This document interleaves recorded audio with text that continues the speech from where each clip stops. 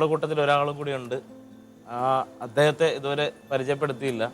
നമ്മുടെ പിന്നിലാവ് പ്രോഗ്രാമിൻ്റെ rhythm side കൈകാര്യം ചെയ്യുന്ന നമ്മുടെ പ്രഭാഷേട്ടൻ.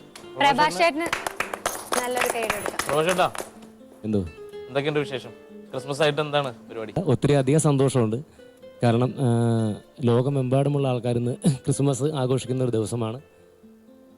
ആ ഒരു ദിവസത്തിൽ പിന്നലാവിനൊപ്പം എനിക്കും കൂടി ഈ ഫ്ലോറിൽ എത്തിച്ചേരാൻ സാധിച്ചതിൽ ഒത്തിരിയധികം സന്തോഷം.